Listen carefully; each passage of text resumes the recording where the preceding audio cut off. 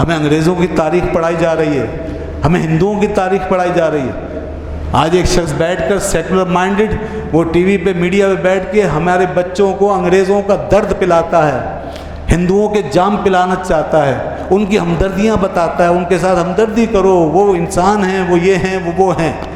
Humanism کی بات کرتا ہے، مسلمانوں کو پھینک دیتا ہے گندے کپڑے کی طرح کسی نالی میں، اور اس کے بعد بات کرتا ہے ان قوموں کی جن کے ہاتھوں سے خون ٹپک رہا ہے، وہ جو آج تک خون پی رہے ہیں، فلسطین میں، کشمیر میں، بھارت میں، سینٹرل ایشیا میں، ہر جگہ ہمارا خون چوس رہے ہیں، عراق میں، شام میں، لیبیا میں، کہاں کہاں نہیں۔ ان قوموں کی ہمدردی، ان کا منہ پکڑ کے بند کر دینا چاہیے، ان کا منہ بند کر دیں، ان کو بائیکاٹ کریں۔ یہ لوگ جو آج ان ظالموں کے ترجمان بنے ہوئے ہیں، ان سے بڑا سفاک کوئی نہیں۔ ہم کہتے ہیں وہ ان سے بڑے ظالم یہ ہیں جو ہمارے سینے پہ چڑھ کر ان ظالموں کے قصیدے پڑھتے ہیں، ان کی ہمدردیاں ہمارے بچوں کے دلوں پیدا کرنا چاہتے ہیں، جنہیں آج بھارت یاد آ رہا ہے، جنہیں گاندھی کا فلسفہ یاد آتا ہے،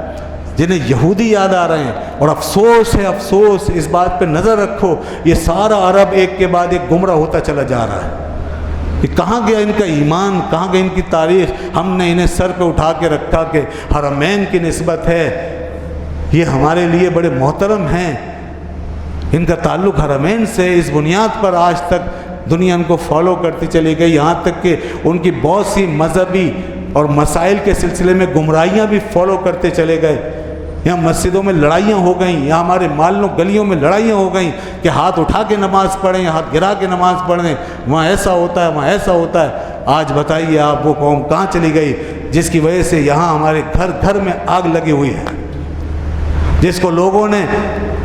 لوگوں نے دلیل بنایا تھا، حجت بنایا تھا کہ وہاں جو کچھ ہوگا درست ہوگا۔ اب بتاؤ ذرا کہ یہودیوں کے ساتھ ہم نوائی کر کے یہ کون سے اسلام کی خدمت ہونے جا رہی ہے؟ پیکٹ پر پیکٹ ہو رہے ہیں، معاہدے ہو رہے ہیں، اور ابھی نہ جانے بات کہاں تک پہنچے گی۔ اور یہ اپنی امن و آشتی کے معاہدے و عیاشیوں کے معاہدے کرنے میں مصروف ہیں، اور غریب فلسطینی کا خون بہہ رہا ہے، ان ماؤں کی، بیٹیوں کی، ان بہنوں کی عزتیں آج بھی اسی طرح نشانہ بن رہی ہیں، ان کو وہ نظر نہیں آ رہا۔ یہ بیت المقدس کی سرزمین جس سے ہمارا تاریخی، ایمانی، اسلامی رشتہ ہے، اس کی کوئی بات نہیں ہو رہی۔ معاہدے ہو رہے ہیں، تم ہمیں اپنا بنا لو، ہم تمہیں اپنا بنا لیں،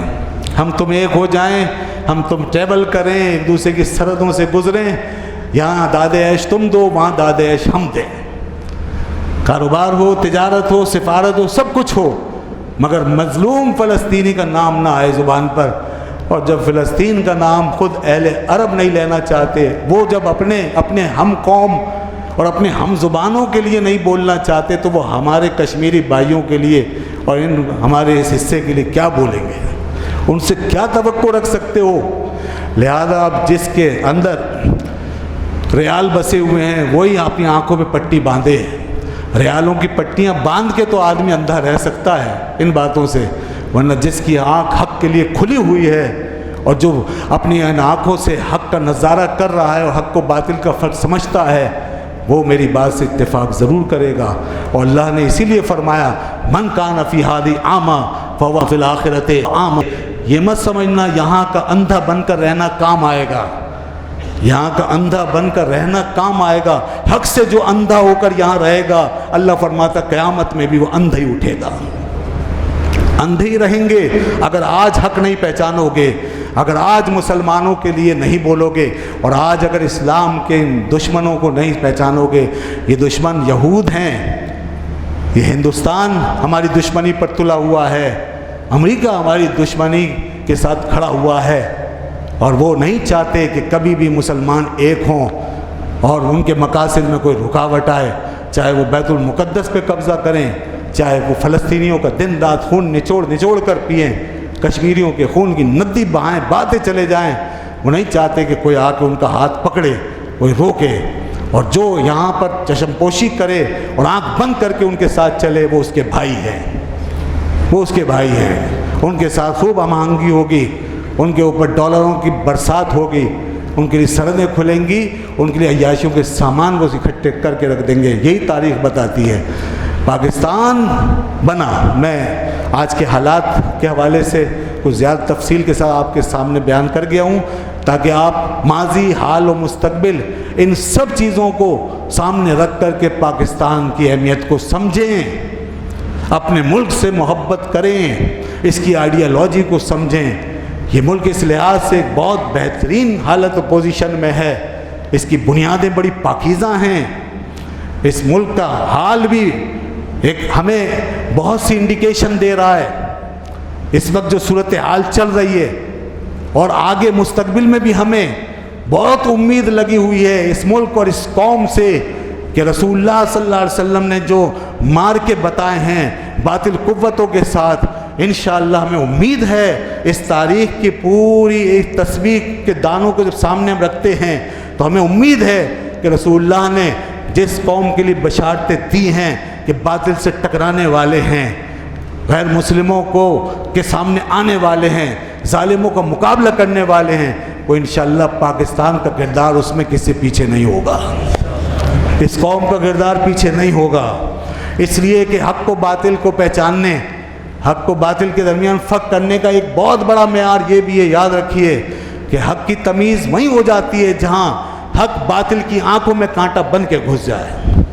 جو چیز باطل کی آنکھ میں کانٹا بن کے گھس جائے وہ حق ہے، جو باطل کے گلے کے اندر